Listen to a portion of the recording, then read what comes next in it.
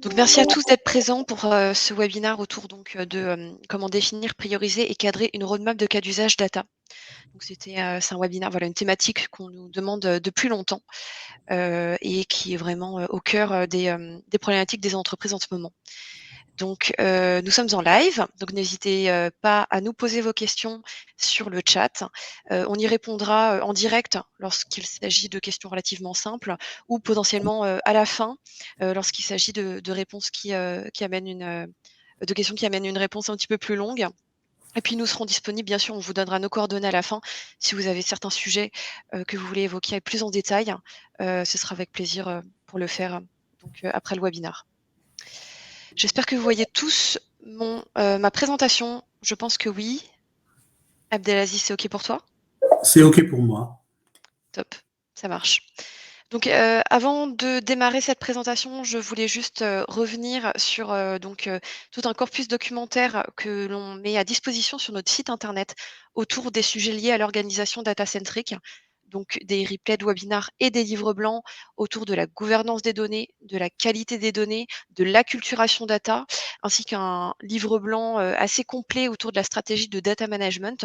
Donc tout ceci est disponible sur notre site internet et on vous enverra bien sûr le lien après la présentation pour que vous puissiez, voilà, les parcourir.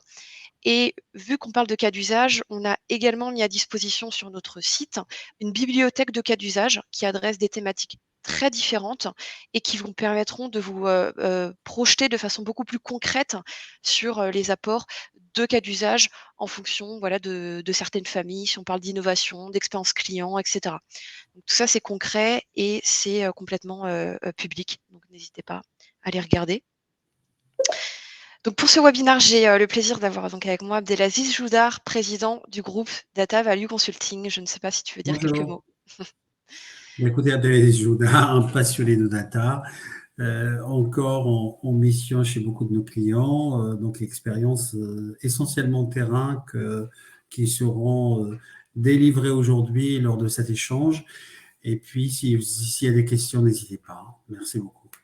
Exactement, merci beaucoup. Donc je suis directrice marketing, chez Data Value Consulting. Donc, l'objectif, aujourd'hui, c'est simplement de, pouvoir poser les bonnes questions à Abdelaziz afin qu'il puisse, vous, délivrer vraiment toute la méthodologie qu'on met en place, chez nos clients pour, les aider à faire émerger justement, tous ces cas d'usage.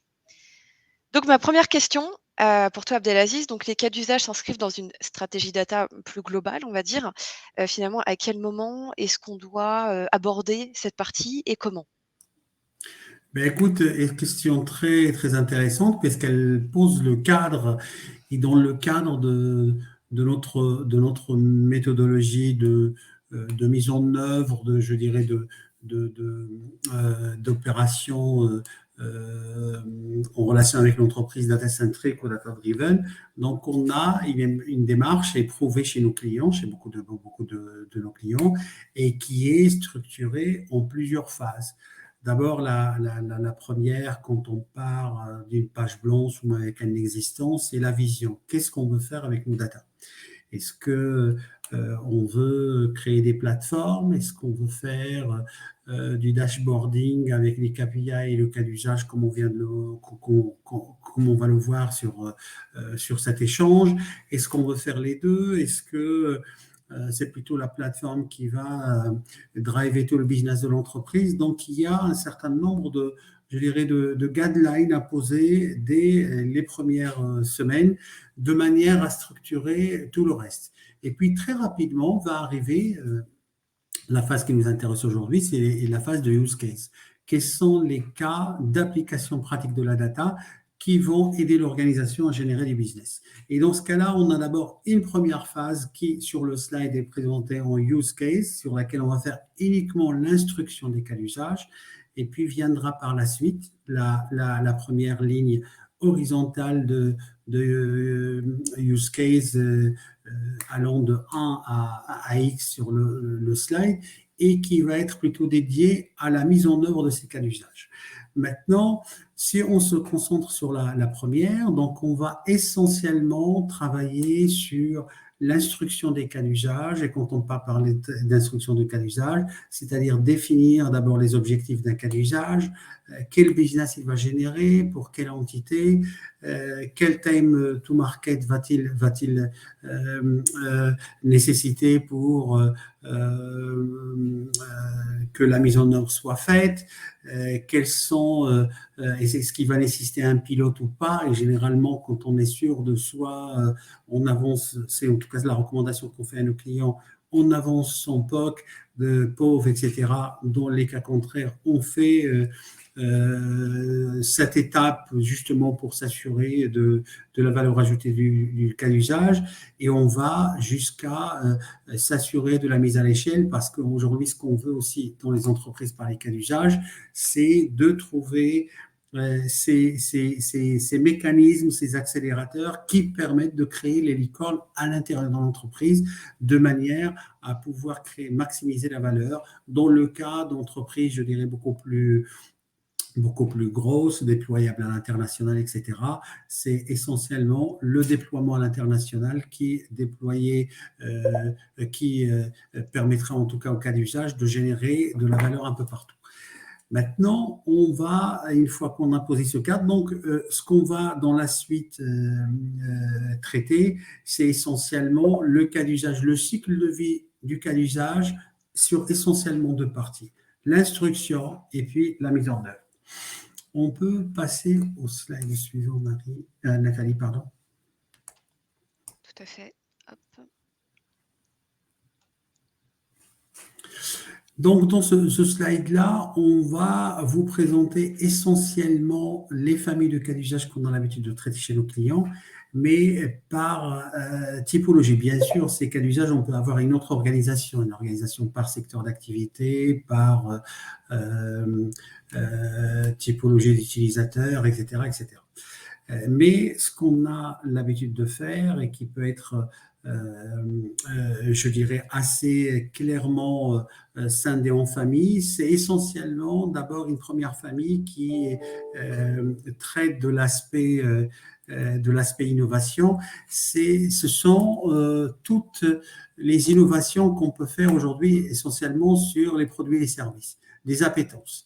Et les appétences, ce sont essentiellement des cas d'usage qui vont traiter, en partant de l'historique, de la data historisée, etc., l'ensemble des variables intégrées dans un cas d'usage de manière à définir des scorings d'appétence. Je lance un produit, je veux m'assurer que le produit a un public qui pourrait demain l'acheter, la même chose pour les services. Et c'est ce qui, aujourd'hui, quasiment vient compléter un peu le travail de R&D que font beaucoup de nos clients.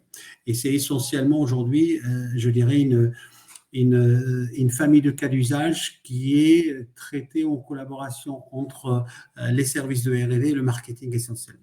Et puis, en deuxième famille de cas d'usage, c'est l'expérience et la connaissance client. Aujourd'hui, la vision 360 est très, très intéressante dans toutes les entreprises, et on a une famille de cas d'usage essentiellement drivée par le marketing qui va traiter toutes les problématiques de personnalisation, d'optimisation des parcours clients, de recommandations et de scoring divers et variés, parce qu'on a même des clients qui génère à la volée un certain nombre d'indicateurs sur une multitude de critères et qui permettent en tout cas de compléter cette vision 360 chère aux marketeurs, et qui permet également de générer un maximum de leads pour optimiser le travail des métiers. Et puis, une troisième famille, l'excellence opérationnelle, c'est tout ce qui sort aujourd'hui je dirais, des chaînes logistiques, les chaînes de fabrication. On est essentiellement dans un milieu très industriel, pour ne pas le cantonner à ça industriel, mais on peut avoir, je dirais, des choses qui sortent de data center, de centres de R&D, etc. Mais on est essentiellement sur de la donnée de base élémentaire sortant de machines.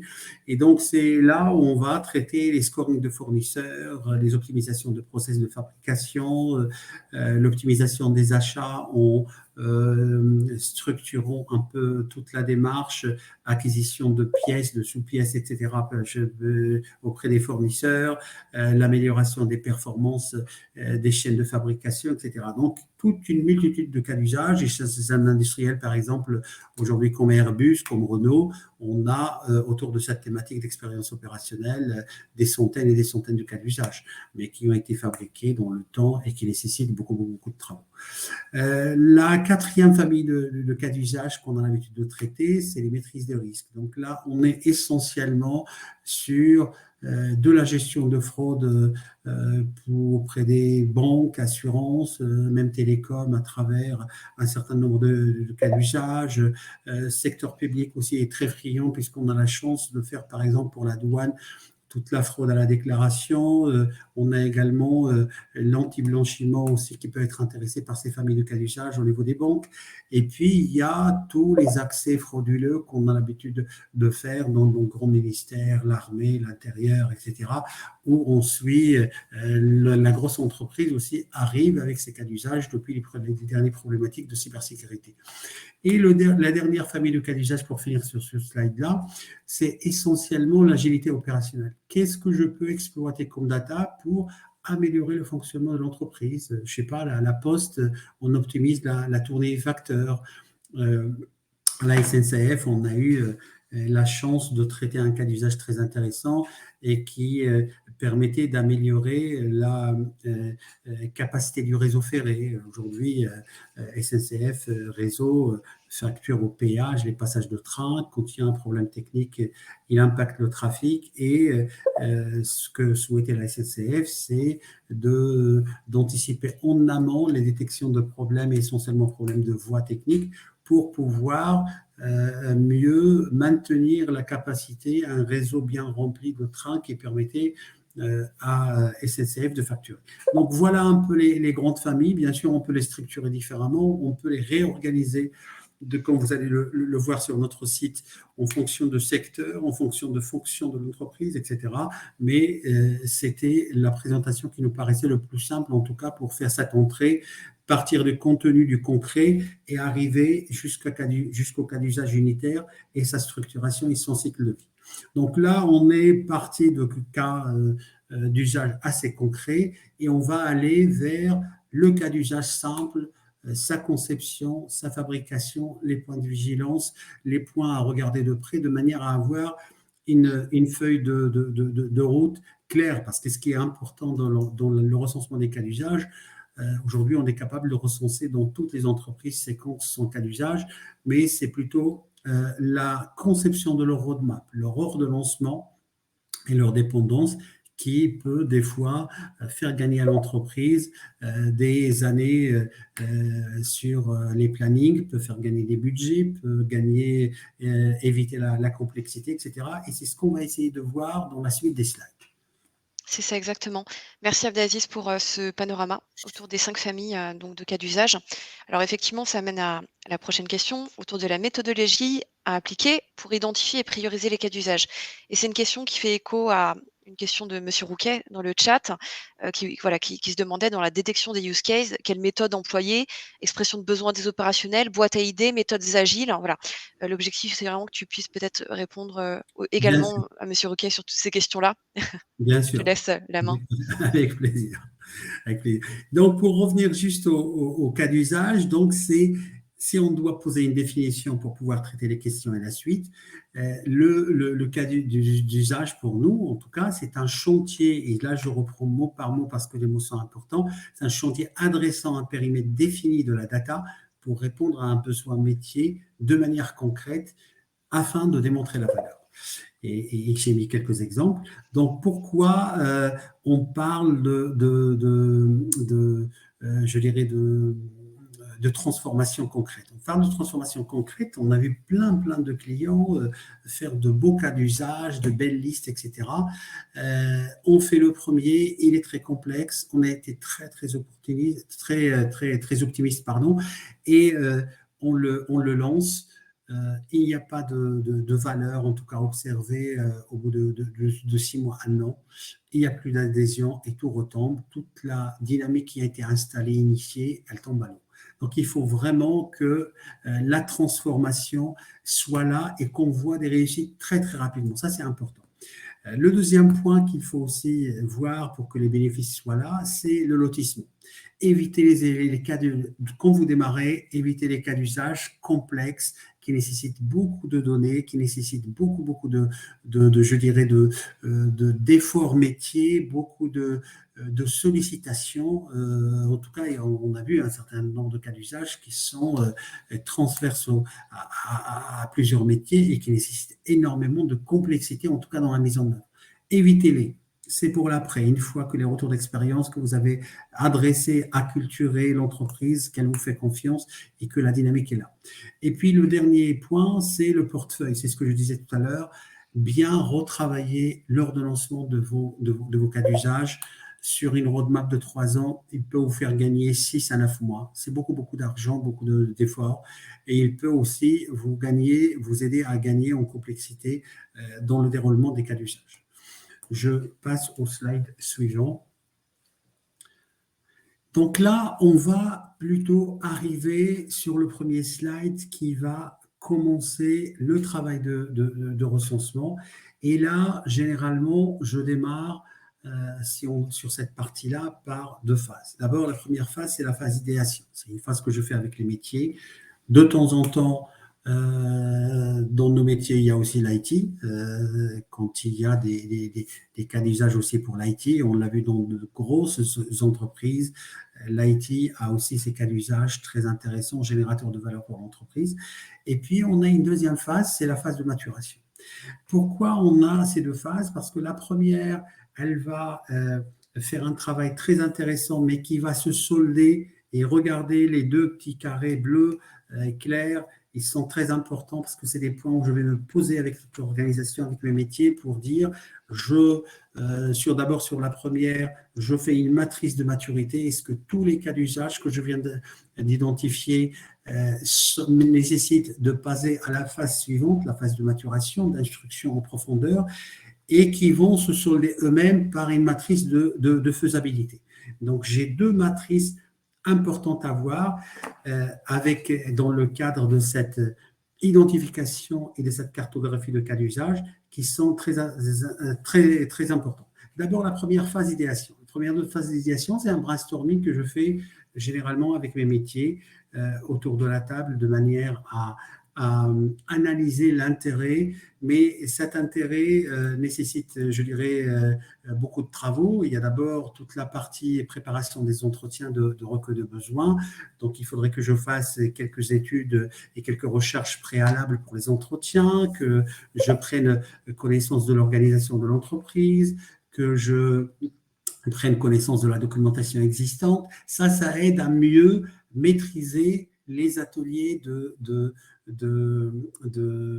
d'identification de cas d'usage. Il faut aussi identifier les bonnes personnes. Les personnes, aujourd'hui, on connaît l'organisation, on connaît, je dirais, les vrais détenteurs de sujets. C'est pour ça qu'il faut faire ce travail préparatoire, même sur les personnes. Si vous ne voulez pas renouveler les entretiens à l'infini, identifier ces bonnes personnes qui ont du vécu, qui ont un peu d'ancienneté.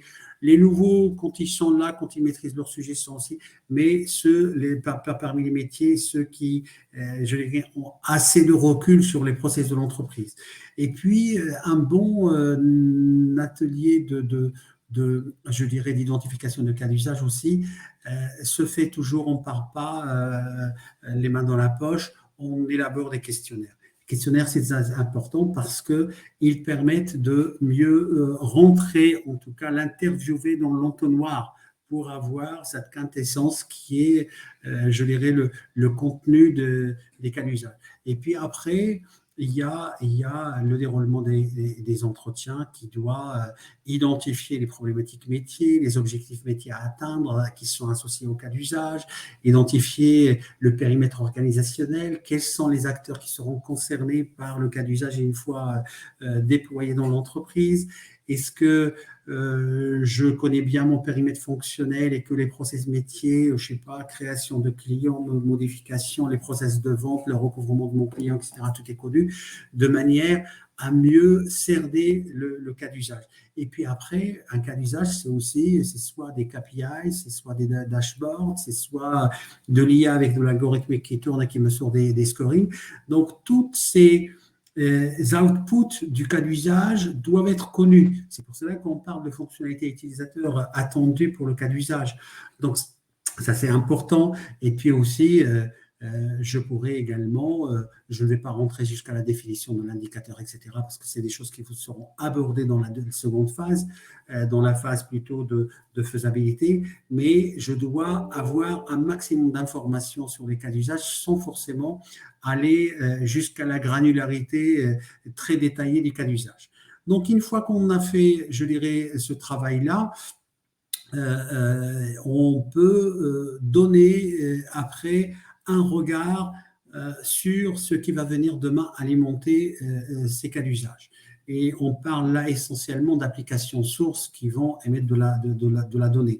Ces applications de sources, donc je pose plein de questions sur les architectures applicatives et techniques qui les supportent. Leur localisation aussi c'est important.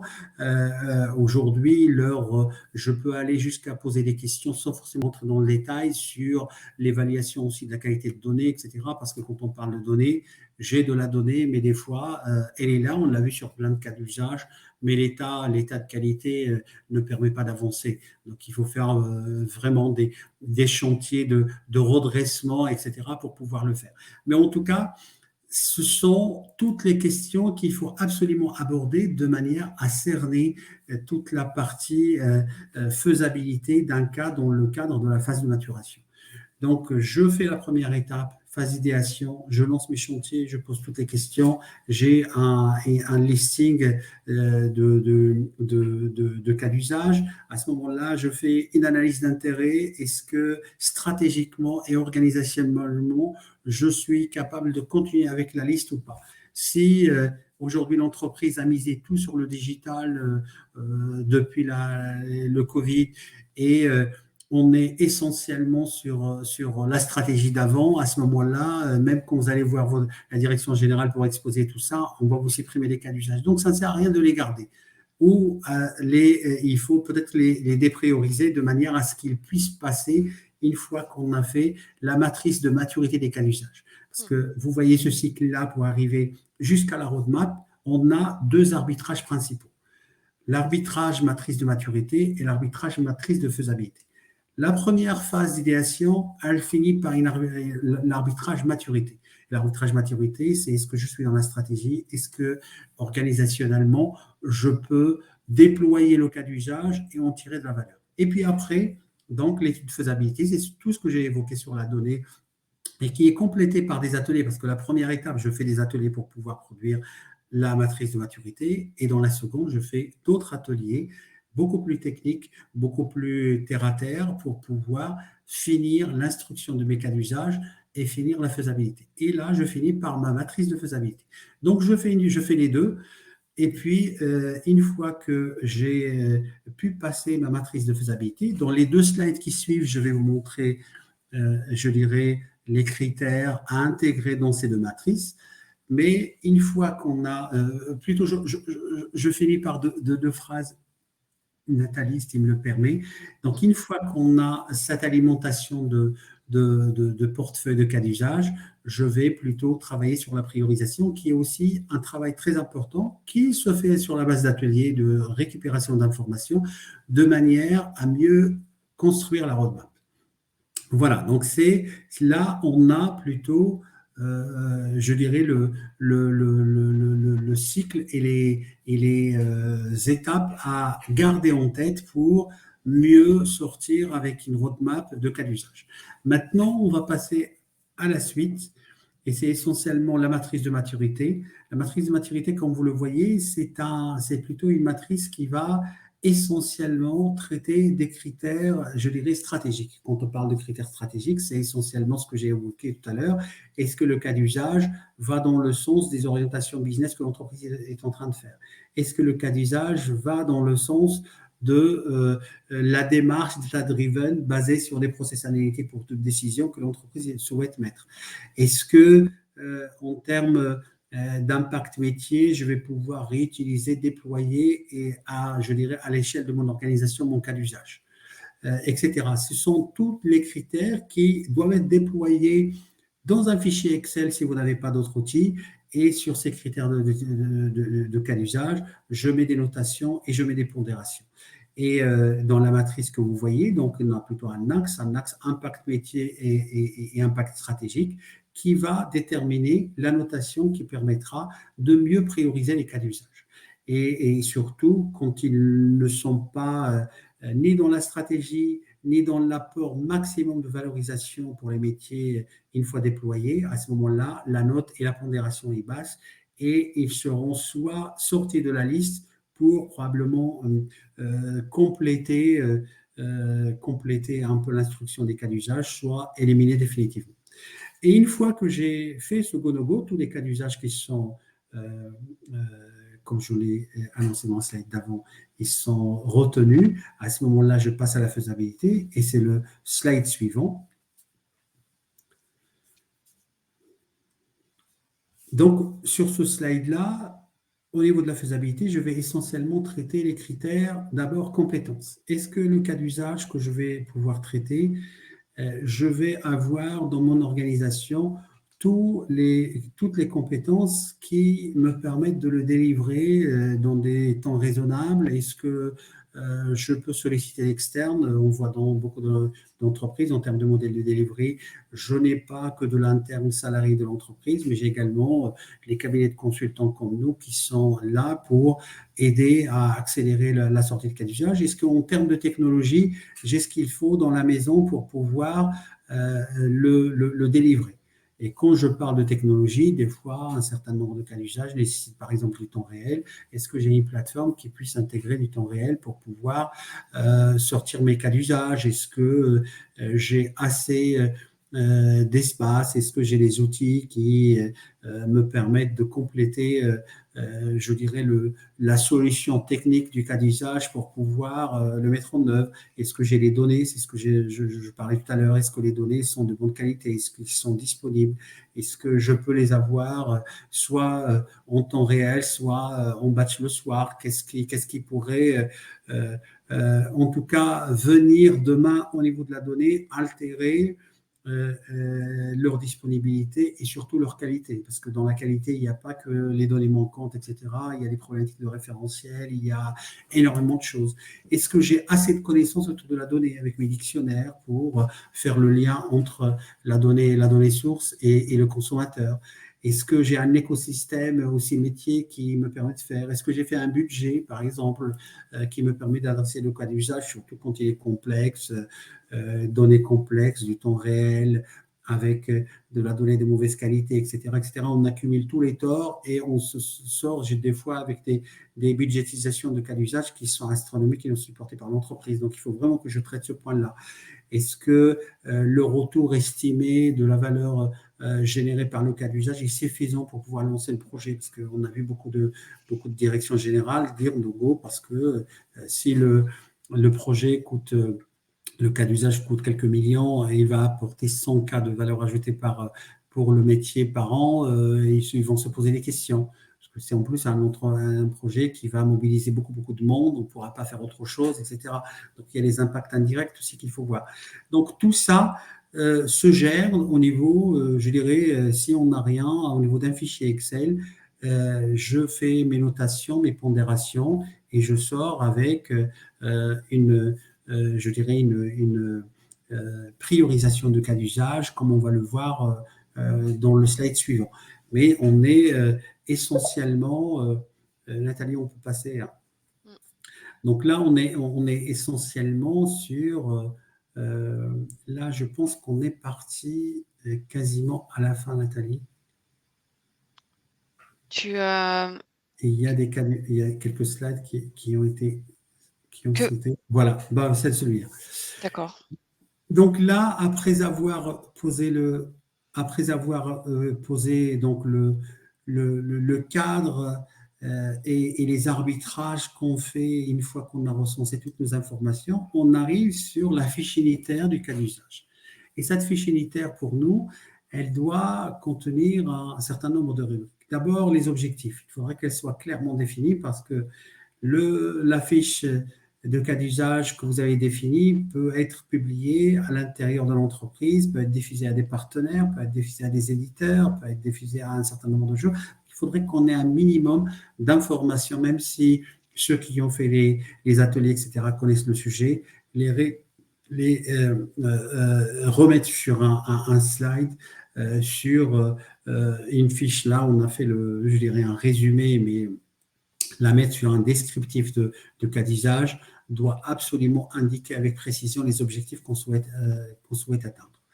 Et puis après, on a les périmètres et les prérequis. Tout ce qu'il faut avoir comme input pour pouvoir lancer le projet. Je parlais de data, je parlais d'organisation, je parlais de beaucoup, beaucoup de choses.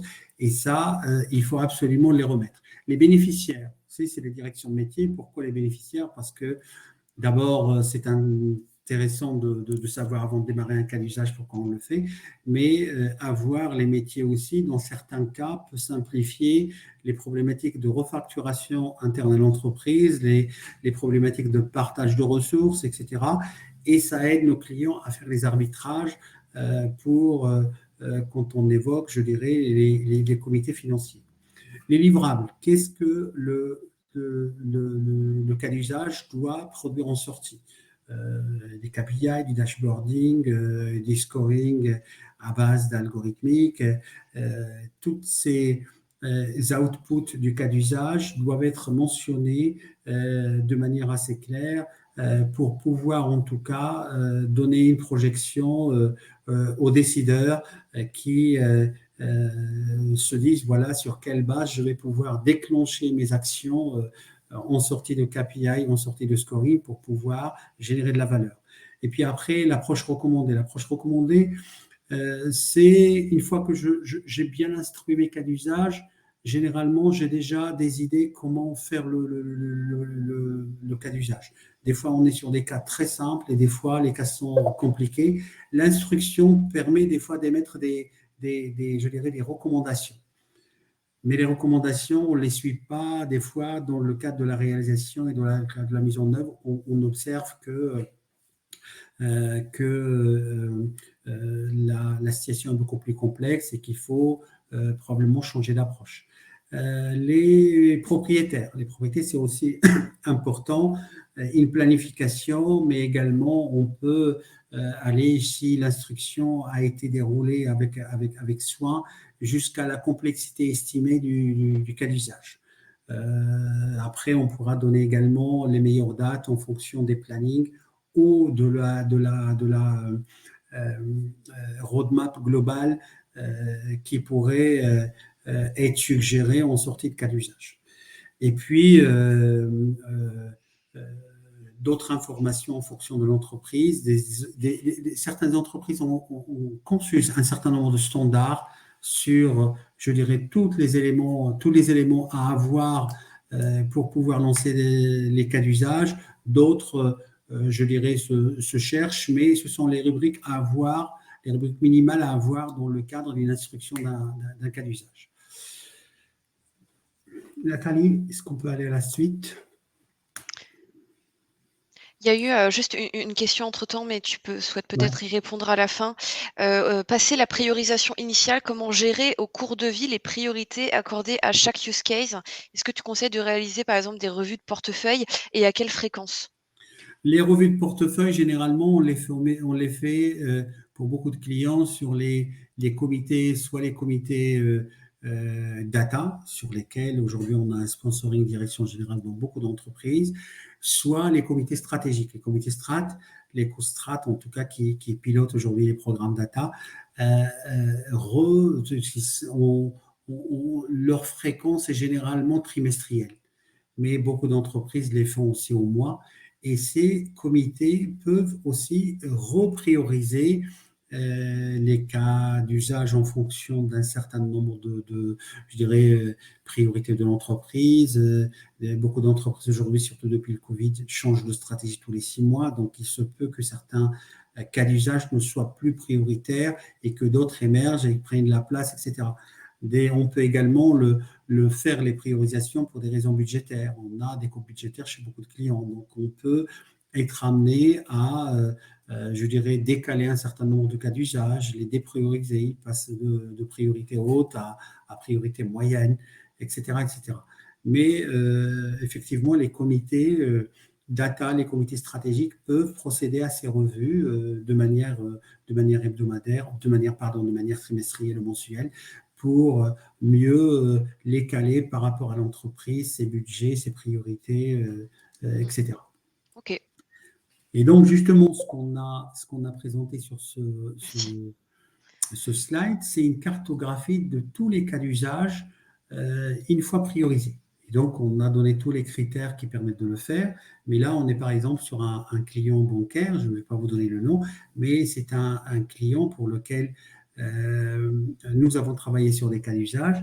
Et vous voyez par métier de l'entreprise, donc il y a le risque, la finance, la partie cash, la partie compliance, l'IT aussi, chacun a émis un certain nombre de cas d'usage qui ont été instruits, priorisés, budgétés et qui, aujourd'hui, à travers les codes couleurs, nous sortent par métier les cas priorisés.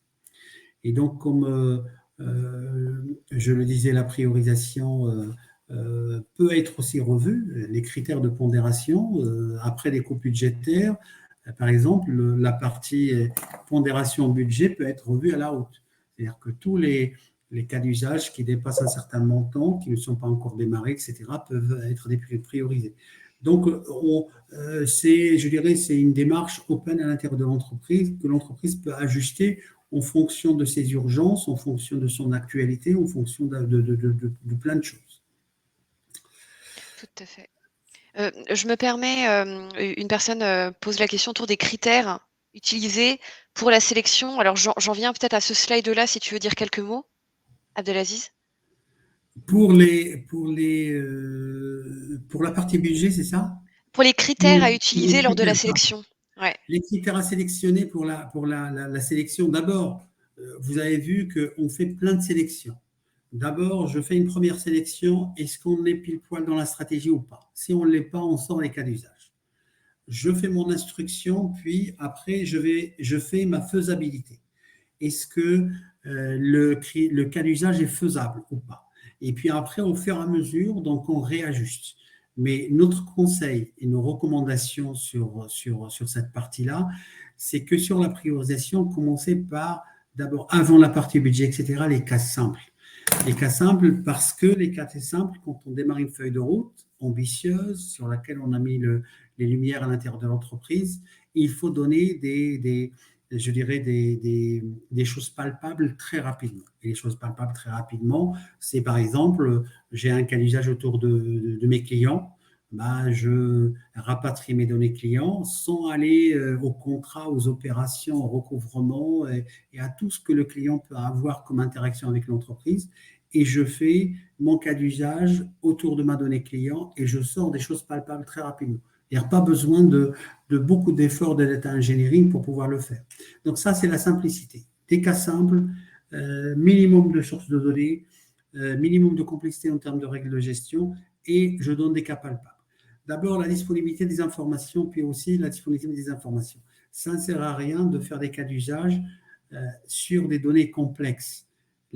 Aujourd'hui, quand on traite, même si on a fait des missions de cadrage pour cerner un peu le niveau de qualité de données, on ne sait pas à quoi s'attendre. Il y a des fois des cas d'usage qui nécessitent de la donnée traitée, mais la donnée traitée, il ne faut pas traiter que le socle générateur, mais il faut revenir sur tous les process.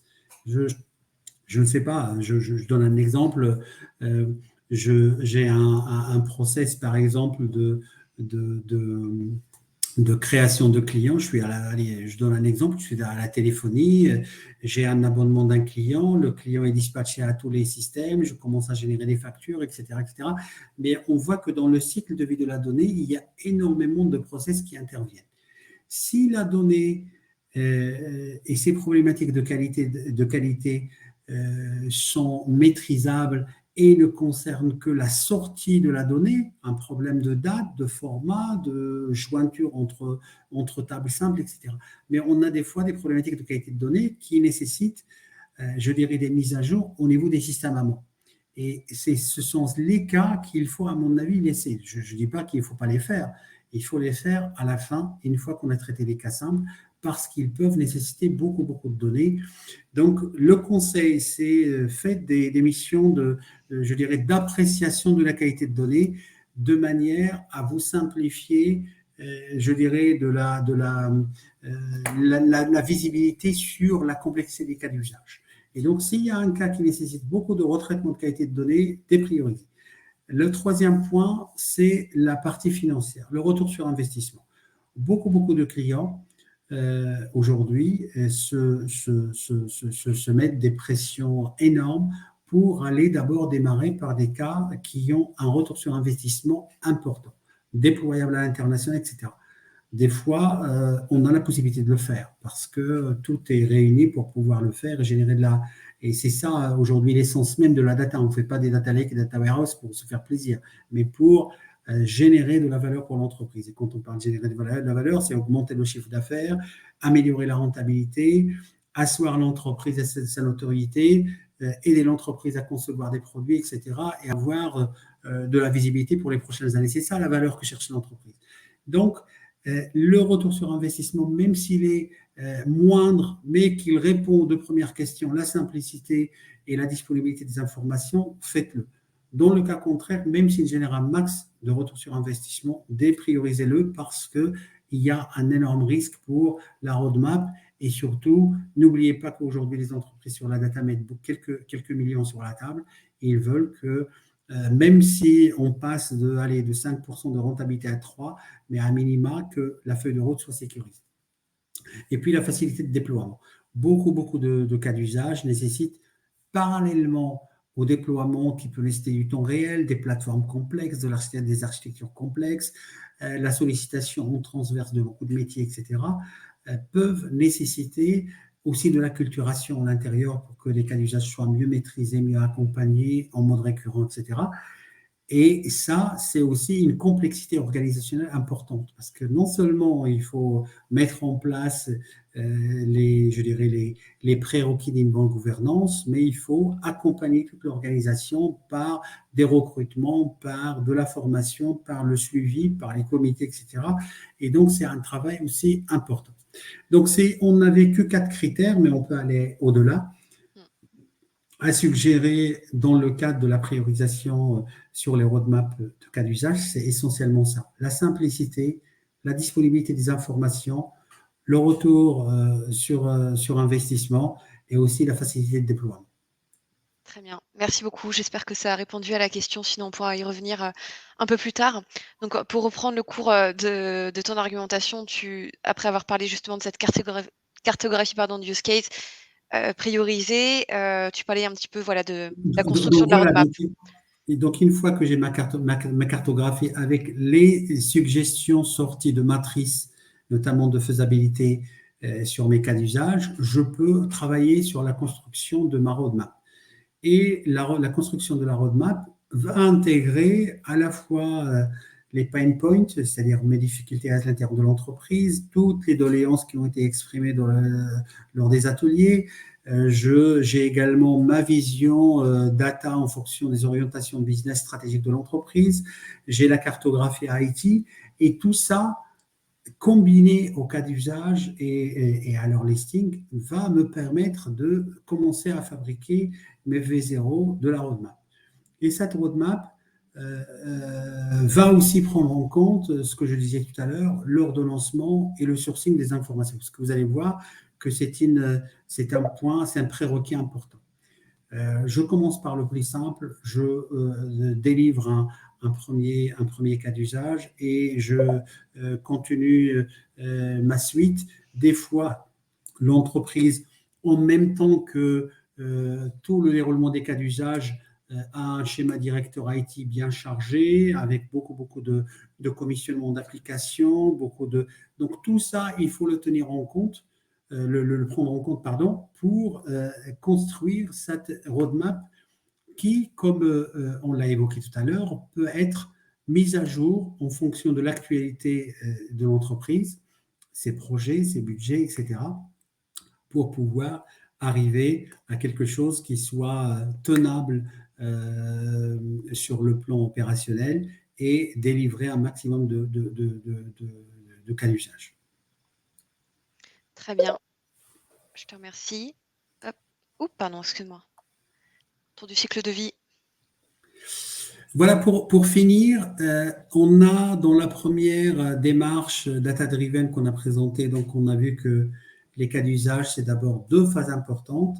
La phase d'instruction, d'identification et d'instruction, une deuxième de déploiement. Donc là, sur ce slide-là, je vous récapitule un peu le cycle global du cas d'usage. Donc, de la colonne de sources qu'on a à gauche, qui vont venir pour sourcer les cas d'usage, donc les pain points, tous les points de douleur, les points qui font mal et qui ont été exprimés par les métiers, l'IT, toutes les personnes que j'ai pu voir en atelier, par évidemment l'existant, parce que l'existant est important.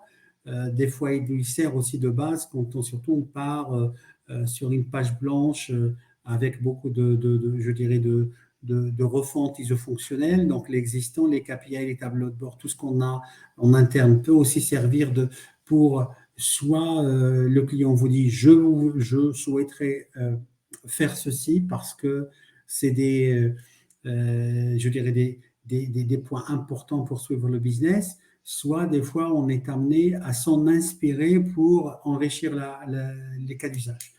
Je peux également baser sur mes questionnaires et tout ce que j'ai pu avoir en atelier, des projets digitaux et de l'IT. Je vous dis que beaucoup d'entreprises font énormément de travaux aujourd'hui sur l'IT et les systèmes opérationnels, donc ils peuvent aussi avoir des impacts sur vos projets, sur vos roadmaps, sur vos plannings. Et puis toute la partie innovation qu'on a aujourd'hui dans l'entreprise, on voit que la culture data de manière générale progresse. Les clients savent ce que c'est qu'un algorithme, ce qu'une IA, un data lake, etc.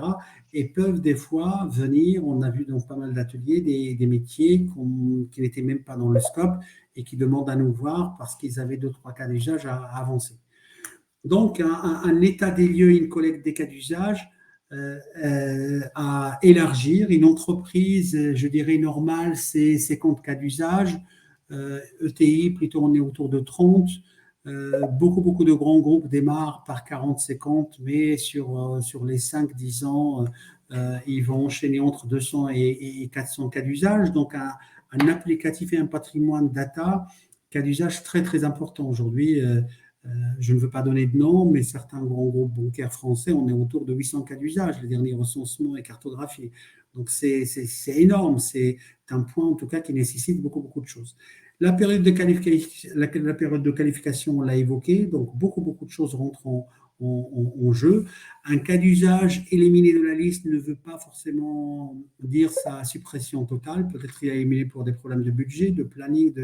Donc, on gère aussi l'archivage de manière à le ressortir pendant les comités data, les comités stratégiques, et le traiter ultérieurement, garder toujours le contact avec les métiers émetteurs, de manière à voir aussi s'il y a des évolutions, parce que même un cas d'usage qui n'est pas fait et qui est archivé peut être revu pour voir s'il y a des évolutions. Si c'est le cas, remettre à jour la fiche cas d'usage et la réintégrer peut-être dans les arbitrages futurs.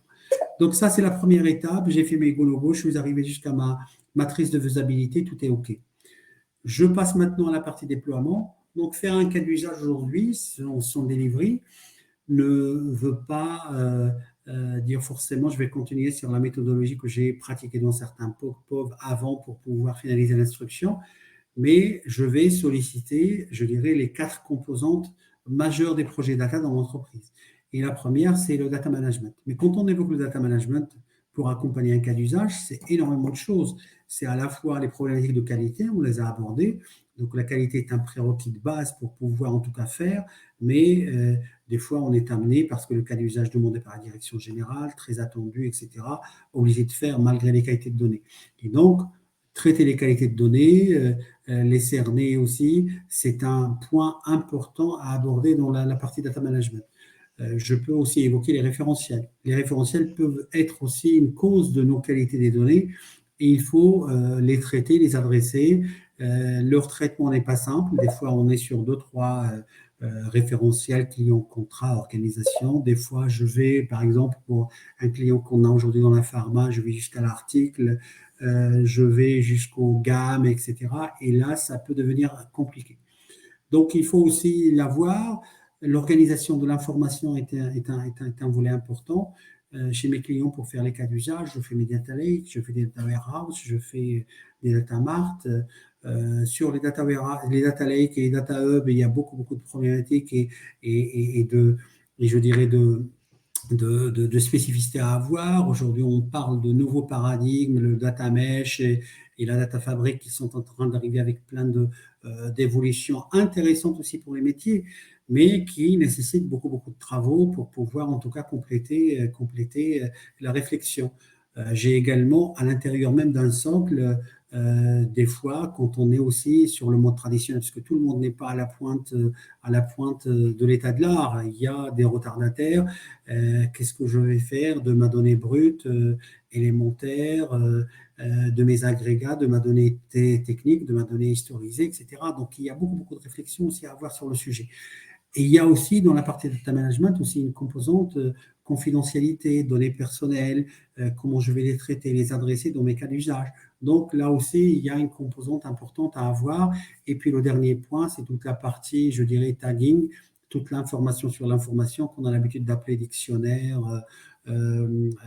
glossaire, etc., qu'il faut aussi instruire dans le cadre de la mise en œuvre du cas d'usage si on veut vraiment rester compliant à l'état de l'art. Et puis, on a la deuxième composante dans le déploiement qui est la plateforme. J'évoquais tout à l'heure certaines spécificités des cas d'usage qui nécessitent du temps réel, qui nécessitent des plateformes très réactives. Dans d'autres cas, elles sont hybrides avec des architectures assez complexes.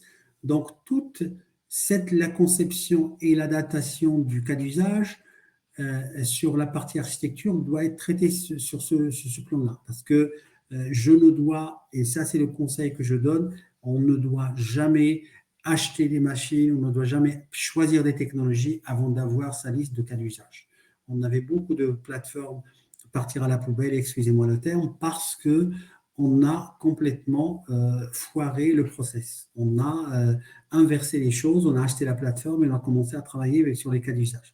On s'est rendu compte que les spécificités et les besoins pour pouvoir sortir des cas d'usage nécessitaient autre chose. On a réacheté autre chose. Donc d'abord, travaillez vos cas d'usage avant d'acheter quoi que ce soit.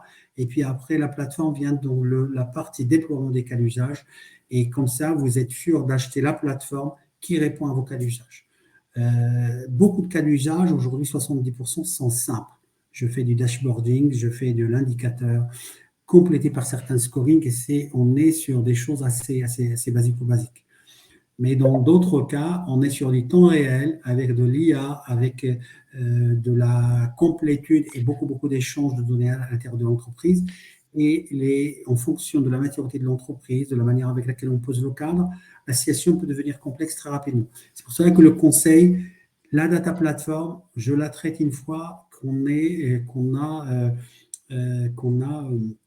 instruit ces cas d'usage et que tout est calé côté besoin métier pour pouvoir faire la suite. Parce que nous, Abdelaziz, je te couche une toute petite seconde, si on peut terminer peut-être d'ici 2-3 minutes, parce qu'il y a quelques questions, je pense, et à très 12h30, bien, peut-être que certaines personnes voudront partir. Donc, j'accélère. c'est Donc, la la dernière slide, hein, partie de de toute ta façon. plateforme, non seulement elle doit répondre au cas d'usage, mais également doit s'insérer dans un SI entreprise globale. Donc, il faut faire les choses dans les règles de l'art de manière à la traiter. La gouvernance, c'est essentiellement de l'organisation, rôle, responsabilité, process, accompagné d'une acculturation aussi à faire pour pouvoir mieux adresser ces cas d'usage. Et puis après, le mode de delivery, donc les entreprises savent faire en interne, interne plus externe, ou essentiellement dédié en mode délégation forfait à des externes. Et puis après, je vais avoir la partie monitoring qui démarre par une phase d'initialisation. Je récupère toute ma data, mes historiques, les reprises de données, etc. Et puis après, je passe au mode récurrent et j'ai fini ma partie sur le déploiement.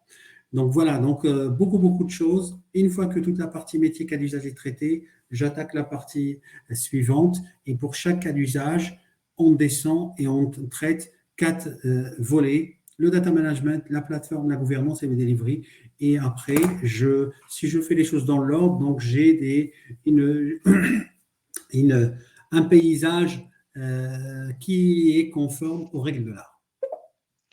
Très bien. Voilà, j'ai fini Nathalie, donc on peut passer Ouais, à la suite. alors n'hésitez surtout pas vraiment à mettre toutes vos questions, on va y répondre, donc petit à petit.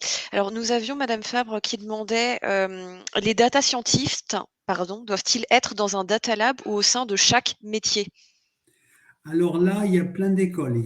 On les a vues et on les a même conseillées proches des métiers parce qu'on s'approprie un peu le métier et pour faire de l'algorithmique, etc., il faut être très proche.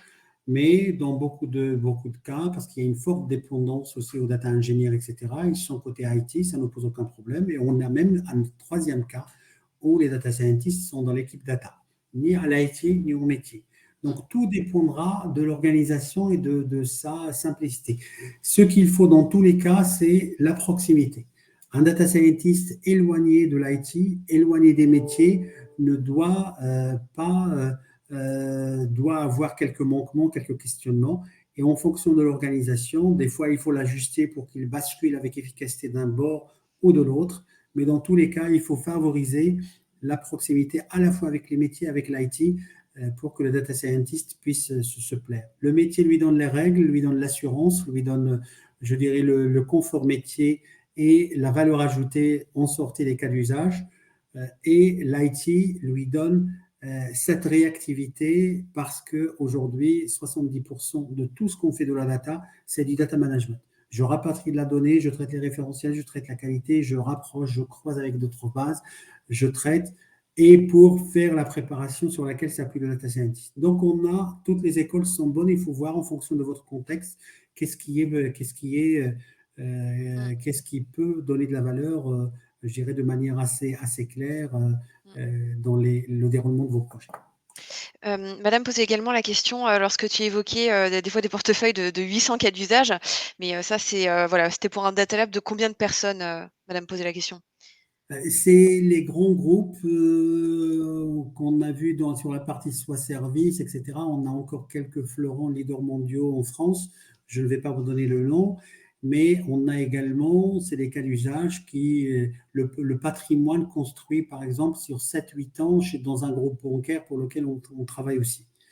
Donc, c'est essentiellement la très grosse entreprise qui non seulement a des cas d'usage centraux déployés, fabriqués en France et déployés à l'international, ou l'autre version, c'est-à-dire des cas d'usage déployés, construits en France, déployés à l'international, avec la possibilité pour les locaux de compléter par d'autres cas d'usage parce que les métiers dans certains pays ne sont pas les mêmes. Et donc, on a laissé de la liberté aux locaux. Et donc, très rapidement, on se retrouve avec des cas d'usage que je qualifierais de centraux, plus les locaux, très rapidement, je dirais le fichier Excel explose. Hein. Mais c'est essentiellement le groupe CAC 40, je dis. Mmh, OK. Autre question autour des cas d'usage archivés. Quel est l'événement, pardon, déclencheur pour éventuellement revoir leurs priorités, les réembarquer dans une roadmap? Et est-ce que donc ces cas d'usage, archivés sont suivis dans une instance particulière, comité data par exemple? Là, on peut avoir, je dirais, plusieurs manières pour les sortir. Soit, souvent, ce qu'on a chez le client, parce que tout ce que je vous dis, c'est l'expérience terrain, c'est soit, je dirais, la R&D que vous avez, excusez-moi s'il y a des personnes de la R&D, c'est juste pour donner un exemple. Donc, une direction métier qui s'est vu tous les cas d'usage, faute d'instruction, faute de budget, faute de plein de choses, se faire archiver, qui revient à la charge et qui questionne un peu le chef data officer pour leur dire, écoutez, mes cas d'usage, ils ont été éliminés, on ne comprend pas, etc. Et qui insiste pour les remettre sur la table. Soit dans le cadre d'une nouvelle évolution d'un cas d'usage, donc le métier vous dit, voilà, mon cas d'usage qui n'a pas été fait a évolué un tout petit peu, il vous donne des fichiers, vous avez un peu allégé votre listing de cas d'usage parce que vous en avez délivré pas mal, et vous, pour maintenir un peu le rythme, vous le remettez, soit par insistance des métiers, soit c'est un arbitrage chef data officer qui le remet sur le table dans le cadre d'un comité data. Donc on a à la fois les deux. Et des fois, je viens d'avoir les budgets, j'ai la disponibilité de mes ressources, mais j'ai également le métier qui est très intéressé. Là, on a un alignement des planètes et on ressort le cas d'usage de son archivage pour le remettre sur le devant de la table. Super, très bien. Dernière question, alors vraiment très, très rapidement, parce que je voulais juste, faire quelques slides sur la présentation de l'entreprise. Si on a des partenariats avec des outils, des plateformes, des logiciels, ça oui, hein? Oui, tout à fait. Donc, c'est-à-dire, la question, est-ce que Data Value a des Et partenariats, c'est est-ce ça? qu'on a des partenaires? Voilà, Oui, c'est bien simple. sûr, on est Mmh. partenaire de beaucoup d'éditeurs, et comme on fait beaucoup de consulting donc sur plein d'aspects, donc on est très agnostique, même si on est partenaire, donc on conseille beaucoup nos clients sur les choix d'outils, choix je dirais de scénario de déploiement, etc. Donc on connaît les solutions sans forcément être très, très, très, très lié aux éditeurs. Mmh. Tout à fait. Quelques mots sur Data Value Consulting peut-être, Abdelaziz? Data Value Consulting donc, est une jeune entreprise spécialiste de la data. Donc, notre métier, c'est essentiellement la valorisation de cette matière pour pouvoir générer de la valeur chez nos clients. On est sur toute la chaîne de valeur de la data, du conseil très amont, comme on le fait là sur les cas d'usage avec les métiers, pour pouvoir en tout cas mettre en place des stratégies data, travailler avec les métiers sur les cas d'usage, travailler sur la gouvernance des organisations, etc., mais aller jusqu'à la mise en œuvre de projets. Donc, nos clients, c'est aujourd'hui essentiellement la grosse administration, on travaille pour l'armée, pour la douane, l'intérieur, beaucoup d'agences de l'État. Et puis, on a également la composante privée, donc des clients dans l'assurance, la banque, les services, l'énergie, le luxe, etc. Donc un portefeuille client très, très varié, très Mmh. diversifié qui nous amène à 20 millions d'euros de chiffre d'affaires. C'est ce qu'on a fait depuis quasiment l'année 2019. Le Covid a ralenti un petit peu, mais aujourd'hui, on est sur une vraie phase de relance. En termes de nombre de collaborateurs, donc on est autour de 250 avec beaucoup d'engagement en forfait. Donc voilà ce qu'il fallait retenir au niveau de ce slide-là, c'est que nous intervenons essentiellement au forfait. Donc des certifications techniques chez nos collaborateurs qui permettent en tout cas d'apporter le meilleur service pour nos clients. Et puis, je finirai par des références. Aujourd'hui, Data Value, c'est plus de 50 clients actifs chez qui on fait énormément de choses autour de la data. Voilà. Tout à fait. Merci beaucoup Abdelaziz, merci à toi. Alors je suis désolée, on a vraiment dépassé le temps, mais donc on a un certain nombre de documentation, comme j'ai expliqué en début de webinaire, qui sont disponibles sur notre site et surtout on peut voilà, on se rend disponible pour répondre à vos questions et pour aller plus en détail sur ces sujets. Voilà, si vous avez, des questions sur vos propres projets ou des partenariats, parce que j'ai vu qu'il y avait, aussi, d'autres questions à ce niveau. Donc voilà, n'hésitez pas à nous contacter, on va vous faire un mail juste après. N'hésitez pas à nous contacter, voilà, pour qu'on puisse fixer un rendez-vous et en parler un petit peu plus en détail. Merci à tous en tout cas d'avoir été présents et aussi, actifs au niveau de toutes vos questions, et voilà. Je vous dis à bientôt tout simplement. À très vite. Merci beaucoup. Au revoir. Merci beaucoup, au revoir.